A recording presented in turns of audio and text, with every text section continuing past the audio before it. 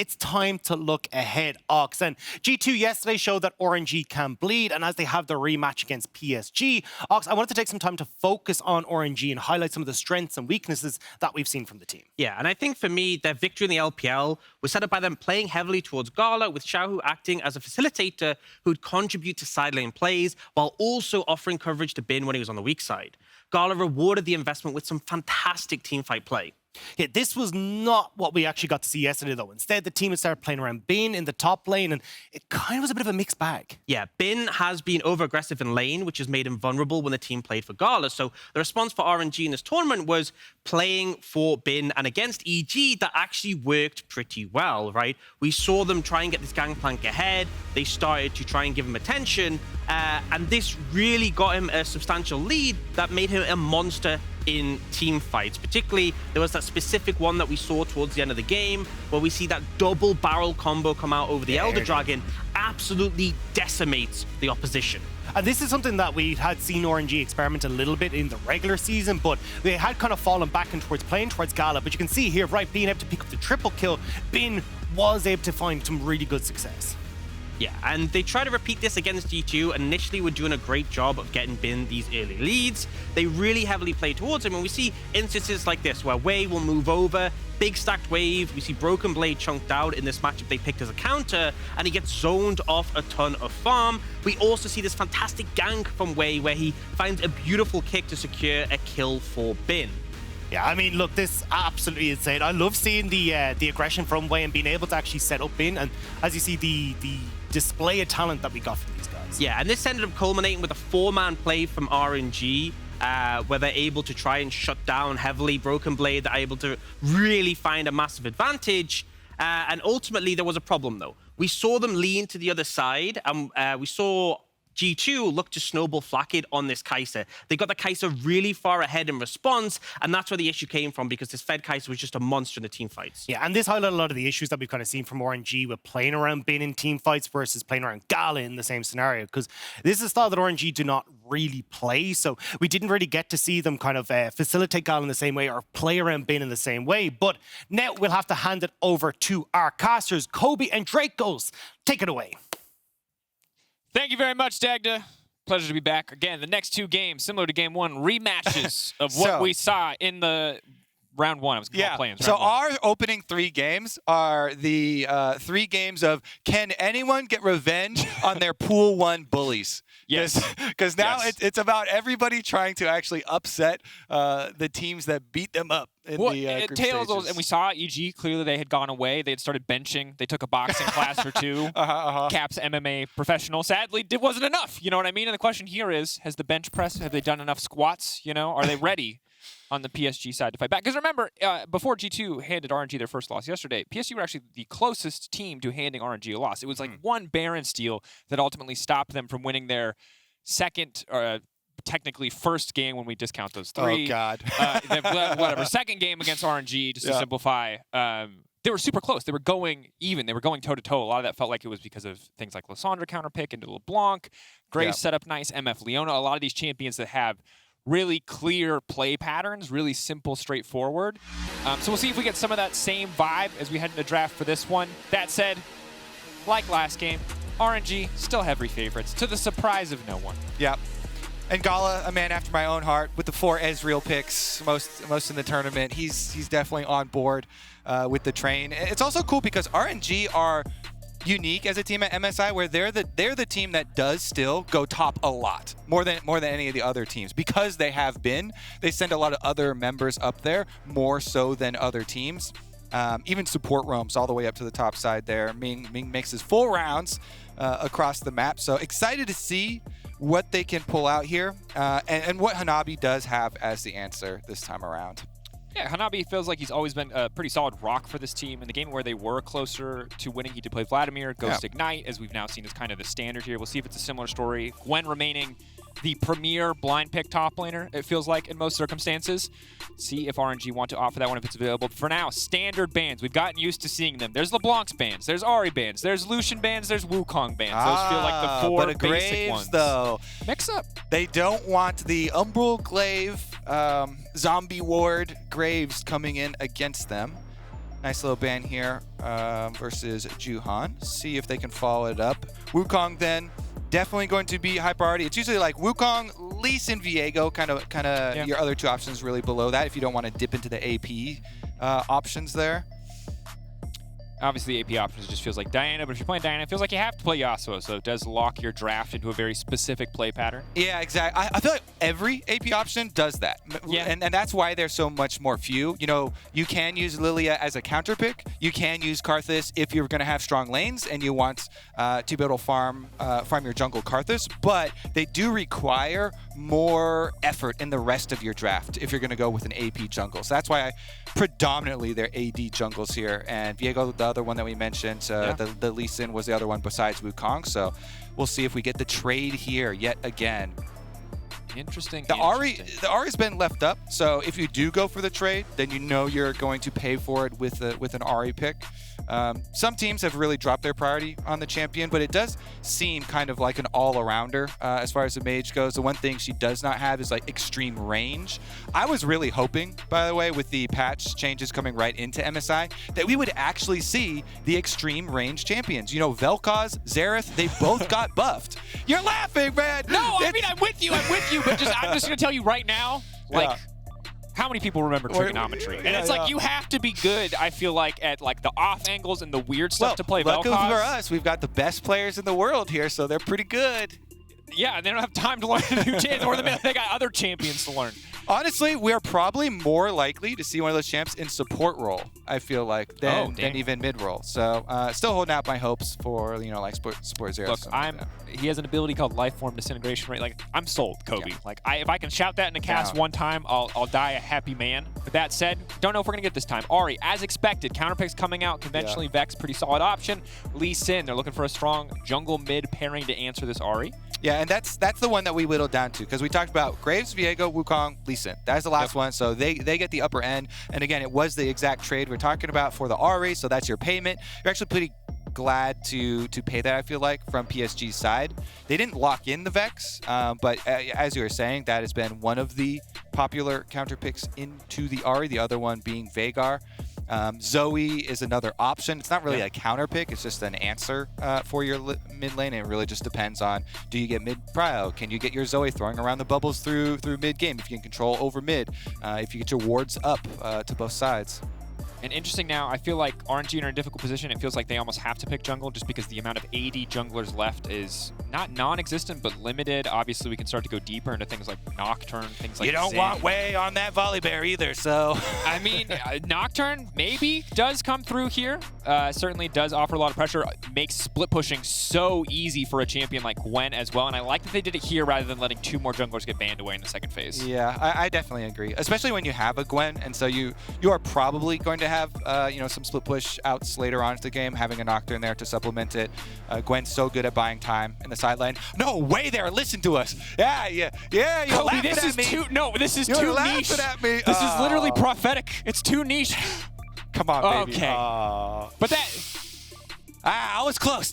You can feel the power. That was eerie. Because, like...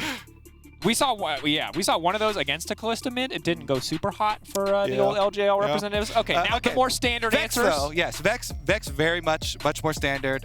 You know, of course, with the answers into the dashes, but also I do really love this champ because it does rely on a lot of burst 100% to 0. This is a very wombo combo champion. Yep. And when you draft it with a Kalista, it plays right into it. Vex can be one of those mid laners. You only have to roam halfway down to bottom lane to be able to throw out an ultimate. If you've got Kalista down there, you knock up, you get them in one place so you can guarantee hitting your Vex ultimate, and you can get that reset, and you jump in, you giant fear, huge burst damage. So this is one way to go for a bottom side focus, you know, dragon stackings, try and chain those team fights with your burst damage, and now we start to focus on the supports. Honestly, probably the most important piece of the bottom lane. Let's be honest. Yeah. The supports, especially at this tournament, have been killing it here. So trying to take out some of those answers already. Alistar off the table. The Nautilus, Leona, both still available, as well as we head over to the RNG side. Yeah, I expect the Leona ban to go away. Nautilus obviously not quite as strong against the Gwen. Ezreal instead going to be the option here. just taking away some of the safe AD carries so that maybe we can try to push a bigger advantage on the bottom side. Yeah. Do get the luxury of last pick, can save that last pick. So I support. actually love, like Ashe into Kalista as well. I wonder if, if GALA's feeling his Ashe. What? But as I said before, the Ezreal is GALA's most played. I think that's the way it should be. So it's a target ban there on him as well as taking out the mobile carry. Kobe, I love you, and I know you have legitimate reasons to see both Ashe and Vel'Koz, but I never want to play bot lane against you ever. All the champions you love are so not fun to play against. I mean, it's very good for the Ashe lane into Kalista. The other one, oh, by the way, if Vex hadn't been picked up, in Champions Queue, saw several players using Vex in bottom lane to counter the Kalista. Literally every hop, every auto that you make is huge punish for the Vex. It's actually a great mage counter pick. Those for empowered autos hit like a truck too if you can land enough of them. But here comes the Vladimir. This has been the more conventional answer to the Gwen. Downside is to win this lane, usually you're taking Ghost instead of TP, so it's Ghost Ignite. We'll see if Gwen just wants to respond and take a Ghost Ignite of her own. This is a matchup that's been kind of developing and growing over the course of MSI so far. But as expected, last pick support for the side of PSG want to make sure they have the most optimal bot lane matchup possible. And for now, we do see the Tristana generally like this. Obviously, Rocket Jump is just a really powerful skill. Input buffering Rocket Jump, still Nautilus, very good. Then. Nautilus, for sure, no-brainer. Especially, I want to emphasize this because thinking about your support picks after you already have double AP solo lanes. Double AP solo lanes has become so common. It's one of the other reasons why you always see these AD junglers, but it impacts your support. You don't want your support to be affected by tenacity in those cases. And so the difference between Nautilus Leona, even though they're always mentioned in pairing, is that Leona relies on stuns, which are reduced by tenacity, and Nautilus has the knockups regardless. So also, the mini stuns combined with those knockups, but definitely will always be useful, especially with the point and click. And we do get the Renata. This champ is uncharacteristically tanky for a enchanter / range bottom laner. I feel like it's one of the big reasons, but also so good into dive. And dive is very, very common right now. So when you've got shorter range Ahri as far as the mages, and then Gwen plus Nocturne coming straight in, Nautilus even, a lot of options for those melees to group up that you can kind of destroy with your ultimate. And Renata often instantly forces a cleanse to come out from the enemy AD carry, which makes it that much easier if they are able to take double combat summoners on the side of PSG. So something to track, especially the ult, the impact when you throw it out when a Nocturne is coming in towards you can be incredibly strong. Overall, though, both compositions, double AP solo laners, Lee Sin versus the Nocturne. Expect PSG with a Kalista as well to be the team that needs to do a bit more in the early game, because when you've got a Nocturne, you can't just wait till 6. Yes, Nocturnes do gank. I said the same thing about Wukong last time. He ganked twice before level 6, but Nocturne feels a bit more mandatory, and we know once level 6 comes around, it's going to be so hard for PSG to play them out. Yeah, every one of the underdogs has, just regardless, has a lot more work to do today for our first 3 games. PSG, Buffalo as well in the game coming up after this versus T1, trying to get their revenge on their high school bullies. That's what this is. RNG, are they just going to continue on with their old ways and rack up another win versus PSG, or do we get the upset? Because PSG well on their way to that 4th place coveted spot. The battle for the 4th spot is extremely heated right now. The fact that they've beaten a direct competitor does feel good when it comes to that race, and obviously, double round robin. With 16 group, both teams are going to get a chance to play 10 games. So it's still a long road, all things considered.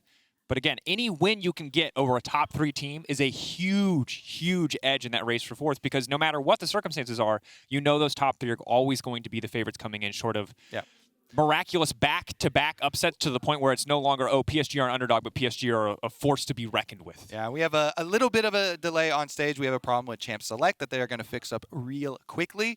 So we can talk about the tournament overall. It's a good topic that you bring up, because if we look back at the history of MSI, the 3 organizations that have dominated this tournament have been RNG, G2, T1, and the only other organization to even win one MSI is EDG, and they won the very first one. Since then, it has been one of these 3 teams that are our Pool 1 seeds. Yeah. These organizations. Obviously RNG and T1 with 2 championships, MSI championships to their names. Each of them looking for their third to be crowned King of MSI is our unofficial term for this year. That King of MSI will be doled out. You get a either trophy RNG and or a tiny T1. crown. Trophy and a tiny crown. And, yeah, exactly. You get a little sticker, a little seal of approval here. Yeah, gold star. Congratulations. 3 of them in the case of. Congratulations, Kings. There it is. And I think the thing for me, Kobe, is it just makes it that much more exciting when upsets do happen because the stakes, it's almost like we've got 3 teams, they're fighting for their lives. It's like honor and glory on the line. And we got 3 teams who are like, we're here to just mess all that up. Like you've got this nice, pretty script. I'm sure you would love for that to play out the way, like it would in a movie. But like, that's what PSG Talon are here to do, I feel like, is to remind people the strength of the PCS, formerly LMS, and like show up here and ruin people's dreams. Like that's what you're here for. They've all been told to take notes, but they're really here to just burn it to the ground. Yeah. I don't want to take notes. I hate it, class. No notes for me. I'm just saying your bullying narrative is getting stronger when I think about the take notes. It's just high school. They're like, it's just, don't tell me what to do. PSG, I feel you. You weren't the cool kids. You know what? I understand. You weren't the jocks. RNG were the jocks. I get you. Get your revenge. I believe. That All said, right. How strongly do you believe? I know there was a close game in the previous stage, and Hanabi is back on Vladimir, so I really have been hypercritical, wanting to watch the individual players on this matchup because we've actually had Gwen Vladimir's matchups go both ways. So I'm hoping that we get a lot of camera time up towards that to look at the actual mechanics and the mistakes of the players. Since it is a matchup that's gone both ways, I feel like it should be pretty heavy favor to Vladimir. But the fact that we have had some Gwens fight their way out of it and get their own advantages does speak to the player differences. So Certainly. especially with Ben, this guy is actually a psycho. Yeah, Ben is out of control, and we have to remember that last time these teams played, while there was a close game, it was not the last time these teams played. It was incredibly one-sided. About 5K gold lead at 14 minutes. So something to track here is if RNG can just blow open the game with a gold lead like that. You know that Ben this time around expects the Vladimir matchup. He's not going to get caught off guard by this. They had time to ban away the Vladimir. They opted not to. So see what they're going to do. Important from the last game that they played, it felt like Juhan and Bae had very clear ways to work well with the team. These are the guys that have been the question mark. We know about the strong 3-man core of Hanabi, Unified, and Kaiwing. So really keeping an eye on Bae and Juhan to see how they can impact the map, what they can do for the rest of their teammates, how they perform in their matchups. Because it's a Kalista bot lane. And if she starts winning, she's going to keep winning. But if she falls behind, it's going to be a very rough game. I love the matchup, though. It's so exciting, always watching Tristana Nautilus into Kalista-type matchups like that, because it's so much for Ming and GALA. When you choose, you're all in. The point. You're basically putting your chips on the table, and if you burst them down, you look great. You look like heroes. It's a genius move. Nice all in there, Ming. But if it backfires, then like you're saying, you're in for so much pain so frequently. From the bottom lane, especially since either mid lane getting advantage also has an effect on the bottom lane, being able to roam on down there. Both of them very effective roaming mid lane. So early on, Bae trying to get that push and successfully doing so against Xiaohu. Yeah, keep our eyes on Juhan as well to see where he wants to roam. Again, expectations for Wei is that he's just going to farm to level 6, maybe a counter gank if necessary, just try to play towards the side of the map that Lee Sin is on, just so he's a bit safer. But Bae, for now, playing this matchup well. I remember when this champion first came out, a lot of people were not very good Vexes. I watched a lot of people just lose matchups that Vex are supposed to win, but obviously a lot more time means a lot more players are comfortable in these matchups, really leveraging the full strength per kit. We have seen in the past some Vexes take Ignite just to really maximize and punish in the matchups that they win, but Bae has opted for the TP. We got what we asked for. I was going to say, Kobe, what we witnessed a single trade. Yeah. It looked like Hanabi mostly just No, it's sustaining. that was the most regular trade for Gwen, where you want to use your W. When you put up your Shroud and you E towards the edge of it, you get right towards the edge. Here's our first gank, though. Okay, no level 6s. I don't know why I Really ever say ignites. that. That's going to be the Ghost. Hanabi obviously can pool if he has opted to take it, but he's going to wait as long as possible. As the Crimson Rush for a bit of extra healing. Has not even opted to pull yet. Juhan on the way in. There's no W Wait. on Bin now. Ooh. Okay. Q would have missed anyway. Wei outplayed. I'm going to say, though, chases like that are pretty dangerous for the Gwen. Because you are TP Ignite Gwen, you have no summoner spell to save you. So if you use your W in a chase like that pretty early, then you can definitely fall victim to a flash Lee Sin play. If Lee Sin had been able to land Q on even like a minion, take the Q forward, you know, flash forward, get your E down on him. That could have been an angle for a turnaround, since Vladimir also still had Ignite, but they do walk it out. Nocturne spell shields, trying to zone for them as well, wants to absorb it. Yep, and immediate boots purchase as well. Trying to make sure, obviously very crucial in a melee versus ranged lane matchup. Both junglers able to walk away. Of course, Wei did try to cancel the back of Juhan. Juhan a little bit ahead of Wei when it comes to jungle tempo at this exact moment, as he's already on the Gromp. See if it amounts to too much as Unified and Kaiwing take control of Vision on the bottom side. Yep, taking their opportunities off the first push in here. Double wards leading into the river should be able to get Scuttle Crab there for Juhan. Nocturne, of course, rushing for the cooldown boots. So as soon as he gets to level 6, already going to have cooldown on the first ultimate used. Yep. And frankly, I love it. You know, incredibly long cooldown. Love that people are willing to rush the early cooldown boots just to maximize first ult, make sure that there is a quicker second ult. Yeah. I mean, they're also good for clear for Nocturne, because, of course, your Q is so much damage for you. Not only the AoE for AoE camps as he chases Juhan off his own Raptors, but also, of course, the extra damage that you get coming through, too. So it's a huge DPS and mobility increase. Hanabi getting a little low. And that Q timing. Stepping forward. Got no Ignite, but... Ignite, ticking. He's a little bit faster thanks to Summoner Spellbook, rather. Pull away, not Summoner Spellbook. The Summoner Spell movement speed go fast mastery. What is it called, Kobe? They fighting for his life here. Level 6. Xiaohu now just going to dash back behind the creeps. I don't remember the name, but it's blue. It's blue. You go fast when you cast a Summoner Spell. We used to take it a lot on junglers, but then it got nerfed. Yeah. And now you take it on Vladimir. Yeah, there you go.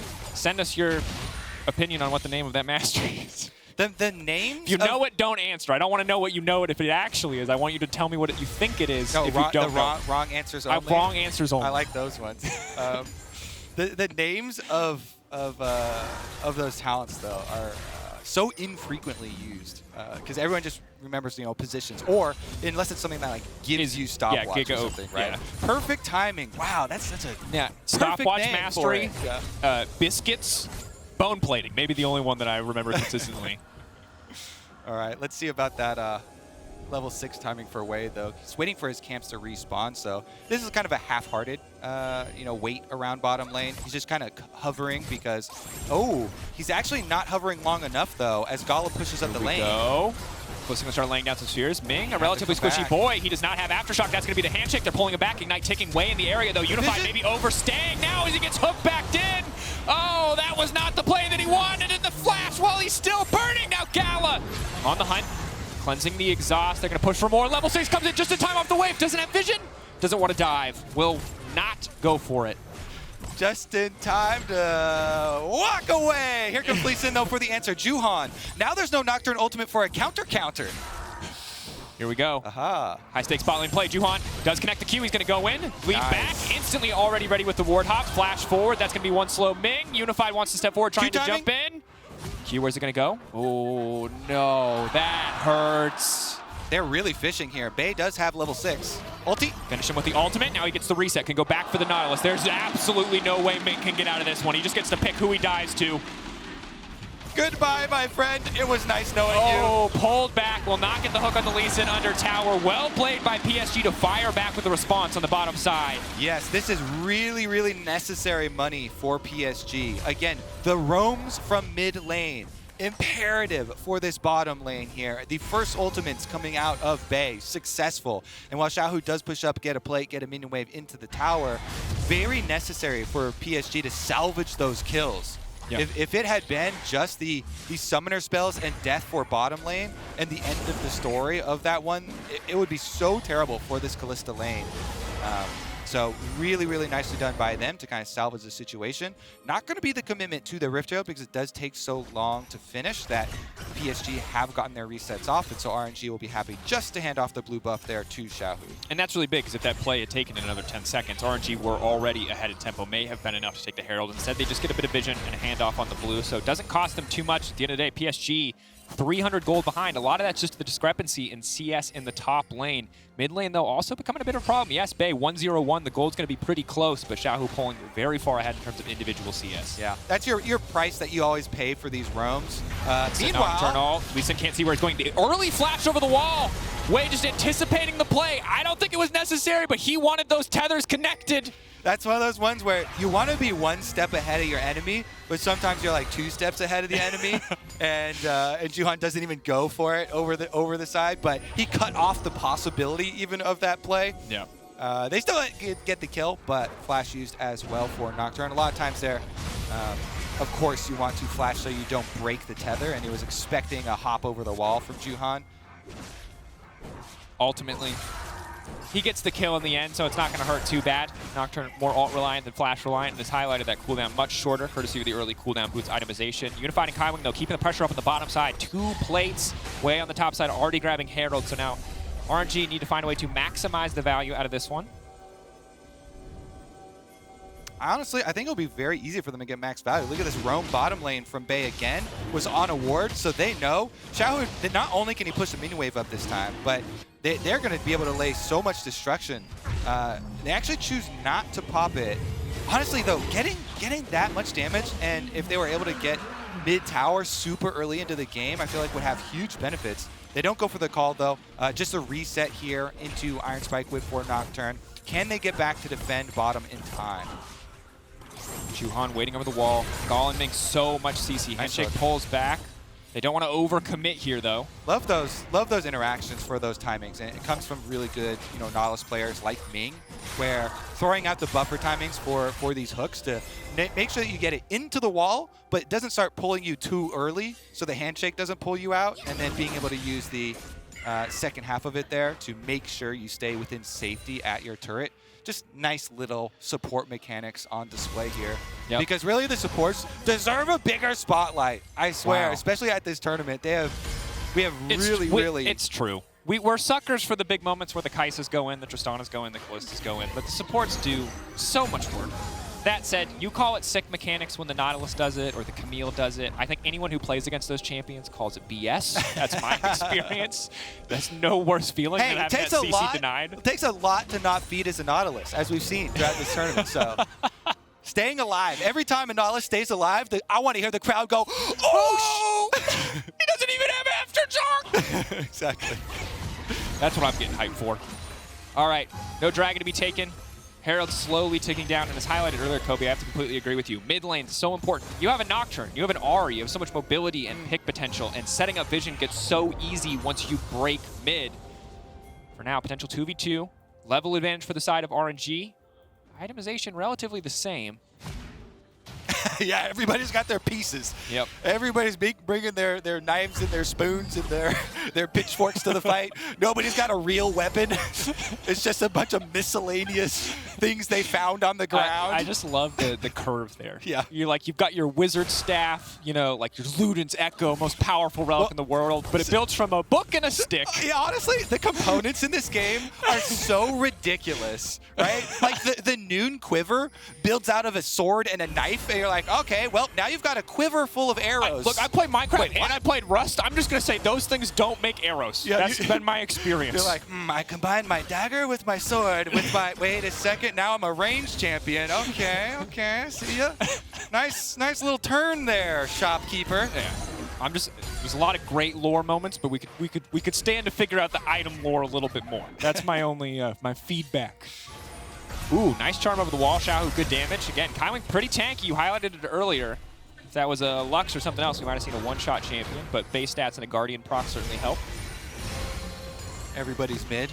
The congregation begins here as Ming helps Xiaohu push the wave in, and PSG, even with 3 members, still going to lose out on the tempo. So these types of plays are really important, though. When you have an extra member used by one team, and RNG still gets the push on mid lane, so they get to move first, they're going to come down, they cover their Rift Herald spawn, and this is where they actually wanted their money. So this is why they saved the Rift Herald. They put it all into GALA. Tristana here. It's so important to unlock a Tristana early with your explosive shot. Getting a lot of money, yes, it's important. This champion scales, and of course, you're going to gain range as you gain all the levels, but getting the power to rotate a Tristana to blow up turrets. Flash in. Ooh. excellent, excellent reaction times coming out. It feels like a little bit early on the flash out from Ming. Could have waited for the darkness to come down first. Does not work out. Hanabi zooming away. Does not even want the Crimson Rush to come out there. Will just respect and back off. And credit to Bin, winning this matchup. We've seen it go both ways, as you highlighted, but he is clearly coming out on top. Massive individual lead, bullying Hanabi out of lane. And this is to your point why. He was so confident this time around. He's like, all right, I've got it down. I've taken my notes already. Even the best teams will take their notes on these matchups. And when you win the Gwen side of this matchup early on like this, even a play like that where you know you're trading your ignites to force him out of lane, your rewards is still as much gold as a kill. Even more gold than the kill there because he got the turret plates. I believe he got a turret plate before the 14-minute mark there, and then finishes off the entire tower as well. Definitely huge play from him, even though it doesn't result in a kill. Now the map is open. Now he can get some more movement here because bottom side to bottom outer tower almost destroyed as well. And remember that RNG, again, domestically, in the context of the LPO, we're not the kings of the early game. It was mid-game, it was late game where they came online. So the fact that they've gone through this early game at 15 minutes, building this gold lead slowly but surely, 2K in their advantage, even on kills in a quiet game, feels like it favors them so heavily as a team. That said, compositionally, the Vlad does get scarier and scarier. Vex, I feel like we might want to see more impact from very mid-game, very strong champion in the mid-game especially. Bin, though. He is definitely caught. Yes. Under a tower that maybe he should not be. Ignited early just to make sure that there's nothing else for him, but he heals so much. Not enough to get a kill back in favor, but definitely sweating a little bit there. Yeah. I wasn't sweating. 4v1 under tower. It's going to be a dragon and a mid tower in payment as well. Not a great trade. But Bin has been slowed down, and yeah, sorry, I'm still in release Gwen mindset where she used to just she used to heal through everything. This champion does a little bit too much. Yeah, when you see that needlework come out and the heals, everybody grouping up inside the W there though, as well to ensure that they're going to be able to get it. You also have multiple ways to drop aggro. You know, they have Vladimir, Pool available to them. So Kalista although PSG knew, hey, if we go top right now in our timing, we're never mind. This man, a charm magnet, living for now, but gets popped by the bomb in the end. 2 more charges now for Xiaohu, but it doesn't look like they're going to continue to extend the play. Yeah, so even though PSG knew they were going to give up the dragon there for that play, they opt to make this top play overload top side with 4 people to make sure they get their kill on Bin and top tower trade because they know they don't want to fight bottom side off there for RNG. So they give up the extra turret plus the dragon plus is now going to be second Rift Herald after that pick onto Kaiwing in mid though. This is a lot more than PSG wanted to give up for the top play and kill on Bin that they did go for. So RNG actually going to be very, very happy about the Bin sacrifice. Absolutely worth it. Bin still ahead 1v1. Mid lane tower down. Vision being pushed deeper and deeper into PSG's territory makes it that much easier for these picks to come through. And spotted them clearing out the wards. Yeah, that was sus. You knew they were there. Yeah. That's just no respect. You don't respect Xiaohu's Ahri? Excuse me, Kaiwing? He did not take notes, Kobe. He did not take notes. Really, really smooth, baby. Honestly, let's get into to this bottom side play because they're chasing down Nocturne now. Clean Ming! He's so good at it! Telling you, the buffers with Nocturne, it's sick. I want to. Where's the crowd cheers? Oh, Nautilus lift! No way! I mean, I'm losing it. Ming's single-handedly going to get that mechanic removed from the game. So the first one, I thought was pretty impressive off handshake, but it was way more telegraphed. Handshake's way longer, a lot easier to see timing on it, super easy to time on the pullback. But this one was quite impressive there too. So that's 2 times in one game, I would like to point out. And our agenda of elevating the support counterplay there and the little things from Ming's Nautilus, the moments of survival as big as the moments where you actually get the engages and the kills. And for everybody else, you know, Nautilus, relatively squishy champion. Hold that thought. Nocturne now moving in, has been locked up, but no perfect spell shield denies any potential CC. Xiaohu's not even going to participate. It's just a solo kill. Yeah, and again, the little things here, the Q as you're flying in and your ult for Nocturne, you always want to Q just as you're arriving. so that you get your extra AD off the buff of your Q for the arrival of your ult. Actually updates there right before you arrive, and so min-max that damage, and he actually needed all of it. You see that last auto chasing him under turret there too, by a way. So there it is. We can spread the love to junglers too. And even though Nocturne. that one's definitely easier as you're flying in for Nocturne just to get the Q in. No, you have to say that it's really skill intensive because Veti is the Nocturne. Oh, You right. There can't be another narrative about Nocturne. Got you, Veti. Complex mechanical champion. Shout out to you, Veti. Sometimes Nocturne players will just lose where they are on their map after they like fire themselves off as a missile. Like, whoa, where'd I go? You have to steer. Imagine the ulti where you have to steer. You see their Qs come out like backwards sometimes. And That's stuff. my favorite, actually. Yeah, I actually love that. The ultimate oopsie. All right, here we are. Or is it like a, I don't need this skill shot, you know? Ooh, is it a disrespect play? You exactly, emote and fire the Q the wrong way mid-air as you go to finish a guy off. It's like the Ezreal Ashe or Lucian ultimates off in a random direction. That one happens a lot more. Yeah, we can call those deliberate for sure. Here's the thing. It's a 3K gold lead. RNG right now are firmly in control of this game. There are some scaling. Vladimir is always going to be that late game threat, that big team fight threat, but Tristana is also scary late game. Gwen is also scary late game, and Nocturne is going to eliminate a lot of room that Unified would ever have to play in these fights. Yeah, honestly, if PSG want to win one of these fights, it has to be really good AoE groupings for them. I think it's mostly on, do RNG position poorly for the fights? Because it's possible. I mean, you know, if you get one of those nice groupings for a Vex and Vladimir combination, you know, like Unified could even start off with Kalista ultimate. You know, you get the knock up into like a Lee Sin kick or something, but here we go. Ulti in, Way immediately backing off. The Renata ult coming through. GALA gonna auto attack Ming once, but not gonna get a lot more damage past that. Bin exhausted. Juhan, the whole team on the retreat. RNG zoning everybody away. Should be an easy pick up on the Dragon if they want to follow, but Hanabi in the area does not want to let this one go. All right, this is going to give them the inside track for the Dragon. RNG going to push up mid lane priority first, and they use the Rift Herald to further their mid lane prio. So Ming, GALA going to force PSG to stay at the tower while the rest of the team picks up Dragon. It's just Dragon number 2, but it is a nice little force there from RNG. They still get their damage from their Rift Herald. They got their mid lane prio first. It's one of these checklists that you go down, and you want to track with these top teams across the world, right? So mid lane prio first. Make sure that you get the objective by denying any possibility there for PSG. Going out the vision as well, make sure they have control over the Baron area. Kalista Lee Sin, easy to secure that Baron if you're ever isolated on your lonesome. Good smite control with the Rend. It's funny, you say it's easy, but the actual timing on combining a smite and a Kalista Rend is kind of hard to pull off. You know, it's still 2 different players. Yes, you're on the same team and you can communicate it. I wonder if Bay... Speaking of timing and 2 different players pulling it off, it looks like Ben and Xiaohu on the same page here. They're just going to walk in. Ben going to tank that one up, and Bay forced to flash away there. Gets the... Yeah, I thought he was actually going to be able to pull it off without even forcing his flash. He had a good use of his stopwatch there, and then had fear as soon as he came out of it too.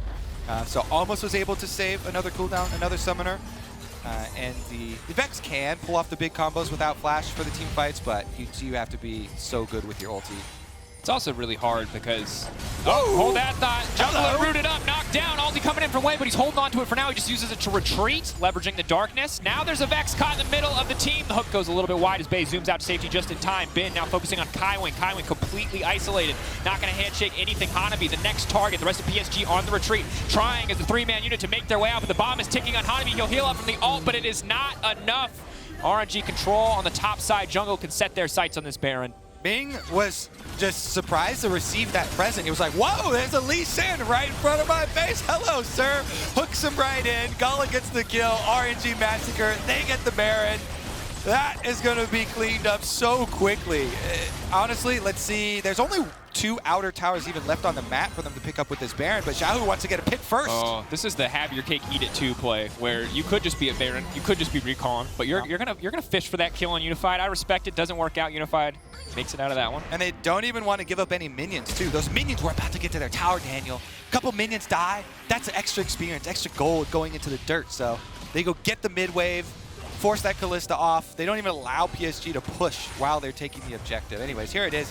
Lee Sin hops over. Ming says, hello, sir. Thank you for arriving, and I will feed you right to GALA. He's happy to pick that one up. And then Nocturne ultimate down, just jumps out spell shields the fear, so Bay now has no fear, is at 50% life. They can go for the chase down, they know. Bin topside, able to ward off everybody else, so Hanabi's left by himself. And even though you're Vladimir, his pool timing ends right as the explosion comes up.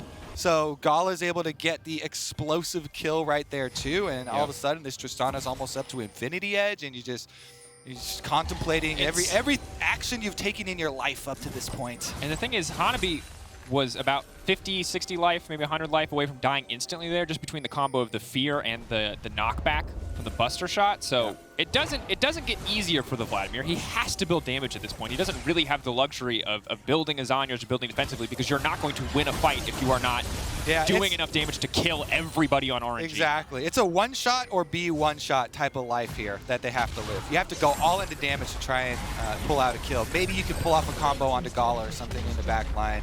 It's getting very difficult, though, because stuff like Guardian Angel are coming in. There's been a spell shield on Xiaohu for a long time. It was the second item rush there for the Ahri, so he can go for more aggressive picks. And it does give you opportunity to jump in on Vex, knowing that you have spell shield for the fear opportunity. Kaiwing, everybody else backs off, even though he just pops the Shurelya's speed. Bin walks away. No harm, no foul there. And objective bounties have arrived. That means the game is telling you, you're in trouble. Let me give you a little help here. Certainly are. Wei going. Oh, Wei. He's taking everything. PSG can have nothing. This is maximum min-maxing. Take from them everything. Give nothing back? Yeah. Is that right? I didn't even know the rest of it. Thank you for completing. That's fine. I love accidentally quoting Pirates of the Caribbean. I didn't know the other part came before that or after it, so... I don't remember. I'm going to say that was flawless execution. Yeah, we have approximate knowledge of many things, Kobe. The names of runes that aren't primary runes. I personally just want to see some more Hexgate gaming going on. To me, those are the funniest parts of these maps. I'm glad that we've gotten another Hexgate map here. Take me to Piltover, baby. Yeah. Let's go. Zooming through. I love the one where RNG lined up like a bunch of little ducklings earlier in the group stage. They're like waiting their turn patiently. Everybody queue up. You know you mess it up. It's so funny. If one person messes up, like you double click on the gate, it shuts off. It's like, excuse me, be patient. Calm down, sir. You do not get to use Hex technology here. Jace is a fickle yeah, dude, fickle this man is not about sharing. He's like, no. It's like, calm down. You treat it with respect. Don't match that keyboard. Someone who might be matching their keyboard right now, Bay. Goes into the Zhonya's, buys himself a bit more time to kick back, but sadly the route flawlessly timed from Xiaohu means Bay has no way out of this one. Well, your only way out is back to the fountain, and that is... That's not a hex gate that takes you there. That is not a hex gate that takes you there, no. Not a first class hex gate, no. Meanwhile, it's gonna be the siege, Daniel. 1-3-1. I've seen the end of these tales. It's Tristana at the front gate. So Tristana always wins these the races. Explosive shot explodes. The inhibitor is gonna be soon to follow. Yeah, this is PSG in their own little Helm's Deep, but Gandalf ain't coming, boys. No holding the line on this one. RNG relentless here. GALA. It's 3 items. It's 27 minutes. There is nothing you can do without full committing onto this man, and if you do, a Nocturne will be on top of you in an instant. Show me the book then. Show me the book upgrade. Let's see it. He's got 5 stacks on the ring already. The Dark Seal is ready, itching to be upgraded. He's just a big Arcane fan. He went for the Hextech Alternator instead. You know, can't knock it. Loves the gate technology. There should be items that have interactions with the rifts. You know, like, the hex gate, the alternator should be like, okay, now you can take hex gates either way. Or it charges, it instantly removes the cooldown when you go through, so it just encourages you to play like an absolute psycho. Or like it gets an extra connection. You can connect 2 hex gates. Or if someone double clicks it and it breaks, you can sell your Hextech Alternator to the hex gate to fix it. That's my pitch. Is it the most worthless 1,200 gold you'll ever spend? Yes, maybe. But I assume that serves some sort of purpose outside of killing people. I assume that wasn't just made to like do extra damage. I don't know what alternators do in real life, but I don't think it's... I honestly think the first one I said, like where you could use the base ones either direction, are kind of cool. Because I like that. Then like you could assault the enemy base by going into it with their own hex gates. Wow. Yeah, that's what the Hex I like technology it. is really for. I like it. Hexasol.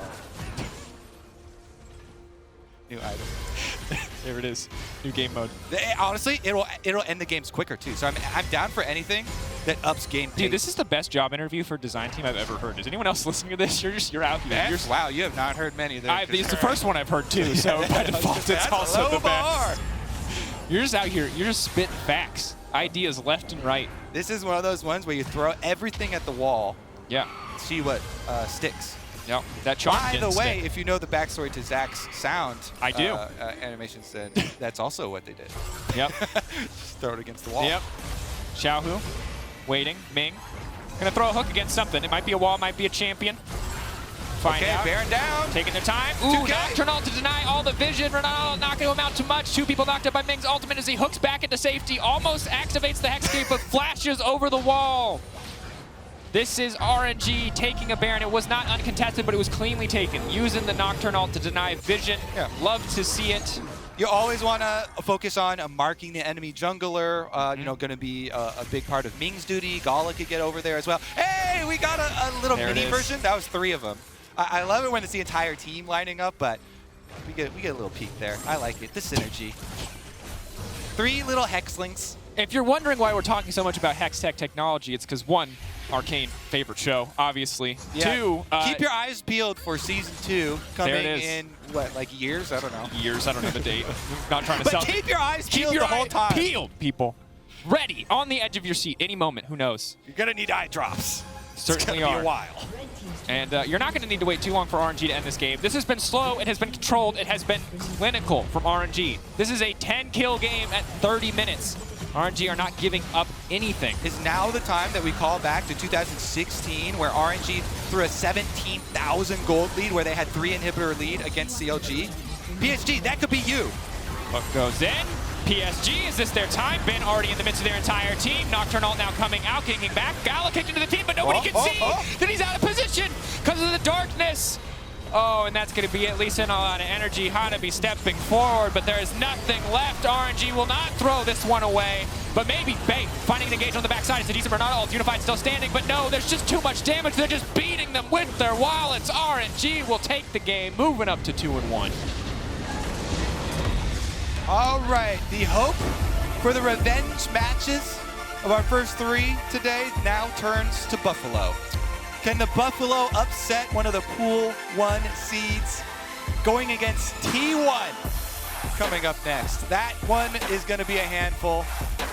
The nice thing about that one is that while RNG played this one out clean and controlled, the VCS and T1 notoriously crazy aggro in the early game. VCS more than T1, so Yeah, I'm perhaps a bit more expecting that explosive. one to be very, very aggressive early. But obviously, very well played by RNG. They built some leads, capitalized on it super well. PSG, they made some plays to trade back, but it always felt like they were on the losing end to trade. They sent everybody top lane. They finally killed Ben, but they gave him a dragon, they gave him a tower, they gave him so much gold on Tristana. And when you're losing trades like that so consistently against a team like RNG, who is so crushing to play against when they have a lead, when they can move around the map as well as they do, just not a lot of hope. And Ben giving us some more data on the Gwen Vladimir, showing why he was confident to leave it up. All right. No more am I betting on the Vladimir answer. I still like the Jax answer into Gwen. This is now our most common question. I love it when we have tournaments where you get posed with one of these specific champ questions from pick and ban, where Gwen is the most picked top laner. So what's going to be your answer now? What is the Gwen answer? It's a good question. Let us know. As we head to a break, check out T1's pick Runner by Raiden as the song that represents their play style and the rest of the teams competing at MSI on the official MSI 2022 playlist on Spotify.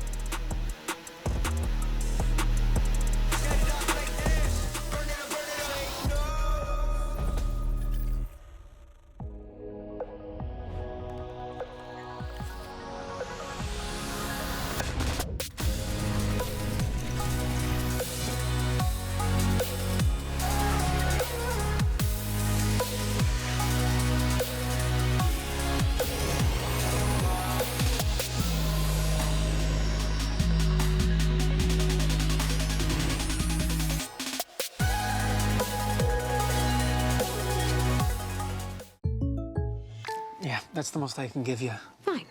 Then it's time for the ace up my sleeve. My beloved squishy pig with with original holographic cover art. Hey, Ash, what you selling? Save the references, Jake from State Farm. I'm saying goodbye.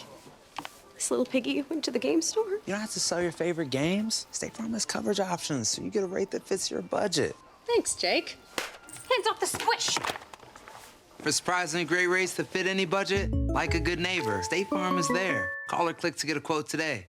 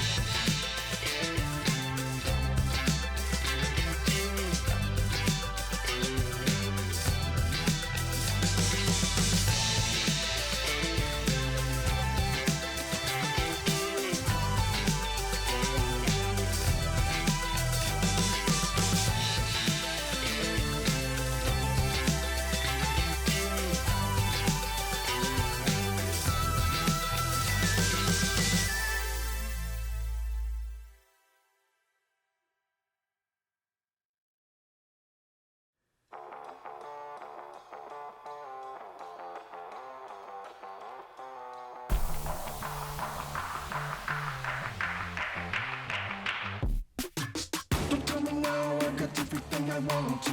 Don't stop me now, I'm a juggernaut. Don't turn around, cause you don't know what's behind you. Don't turn around, don't turn around.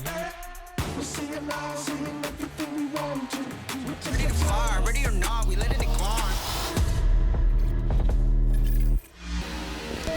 Welcome back to the State Farm Analyst Desk, where RNG had a convincing win against PSG Talon. And of course, today is the day of rematches from the group stages. So far, not too surprising in terms of the results. And I just think from RNG's perspective, controlled, calculated, respectful, like they never really were under threat. No, they just had control from start to finish, being able to play through the mid lane, making sure that they were all set up there. And then you could even kind of see there were some advantages that were being built by PSG Talon stuff in the bottom lane, but that was shut down pretty quickly by RNG and they could just take over from there. Just before we talk a little bit more specifically about the game, in terms of the draft, what did you make of the fact that Unified and Kaiwing, they went for that Kalista, Renata? The casters were talking about a little bit. I see not a happy face, Orgs. Yeah, I feel like the champions want to do different things. Like ideally for me, if you're picking the Kalista, you have like an aggressive, engaged support, whereas Renata is more disengaged, right? And we saw them get a lead bot lane, right, by like 30 CS, but they didn't have the agency to really take that further. And I want to see like an aggressive support. I want to see you looking for kills and challenging. And what happened was the bot lane got, a minor bit ahead, but the Herald took plates to neutralize that. And mid and top, you just saw RNG get massive leads there. I mean, they really did. I was taking a look at the early game statistics here for PSG versus RNG. And across their 3 games, you can take a look at the gold deficits. Obviously, PSG significantly behind in that second game. And I think importantly for a team that we have been talking a lot about is developing, growing a little, they are still being very heavily outclassed by RNG, but you have to give credit to RNG, and you have to, I'm going to ask the question, how different was this performance versus what you know domestically? I mean, this is quite similar to the way that RNG play domestically, right? Like, you're going to take a very slow game, you're going to end up like playing a little bit around bot side, make sure that GALA's set up, and then just kind of look to outplay your opponents on the map a lot, look for strong team fights at neutrals. Like, this is kind of your bread and butter. And you even kind of see it like at the 15-minute mark where you get that one dive top lane where PSG try to get the pick onto Bin, and suddenly you lose bot tier 1, you lose mid tier 1, you lose Rift Herald, you lose Dragon. It was just like playing the map better for more. I need to set Augs up with something because Dagda just mentioned, you know, setting up, ganking for GALA, playing for a little bit. Didn't you love that first Nocturne ult in the bottom lane? Lord, Didn't you just love it? I mean, I've talked extensively about Wei Volibear and how that is on my list of do not pick. Nocturne wasn't as bad, but there were definitely some moments where he had some suspect ultimates, and just the fact he'll pop them and then not use it, it was, yeah, really questionable. This one that ended up coming out, so they go for like a turnaround play where they're able to get the initial kill, because unfortunately PSG's bot lane flashes in. But then I just have no idea what the thought process is here from Wei. Like, he ends up leaving the vision, right? He hits level 6 of the wave, pops ult. Great. Fantastic. Oh, that is so frustrating. And of course now, for Wei, this is a player that you've been relatively critical of a few times. Do you think this is something that could be problematic when we look further into the tournament? Yeah, I mean, honestly, I think Wei looks fantastic on Viego. On other picks, it can be a little bit inconsistent. Volibear, like, there's a spectrum. Volibear is the worst, Viego is the best, and other picks lie somewhere in between. He's definitely one of the more inconsistent members. There's another repeat ult pop not used, but he's one of the more inconsistent members of the team, and that's where it just worries me. Okay, I want to be a little bit more specific and take a look at some of the rest of the games for today, because of course RNG will be looking to take on T1. PSG will looking to take on Evil Geniuses. So Augs, I'm going to come back to you and say for RNG, that's obviously going to be a tough task, and there are some things that ideally you want to see from them in order to take down T1. Yeah, I mean, ultimately T1 are very good at setting up the early plays based on wave timings, and I feel like RNG are a team who flourish more in skirmishes, especially in the mid lane and how they set up side lanes. So I feel like for Wei, get him on a good pick that works for him, but also, rather than try to be too aggressive, shut down Owner and make sure he's not taking over the map. Very quickly, Dagda, can I get you to comment on the PSG versus Evil Geniuses matchup and what that could mean for that fight for fourth? Yeah, I mean, it really does feel like this is going to be a decider here. You've already got PSG now, who've EG beaten Saigon Buffalo yesterday. Means that now PSG at least have a chance to maybe get a leg up over EG as well and put themselves into that top spot. But it's going to be tough. It's going to come down to those late game fights where PSG Talon try to thrive, but we just didn't see it here today against RNG. Not enough proactivity against RNG. A couple more games for both teams later today.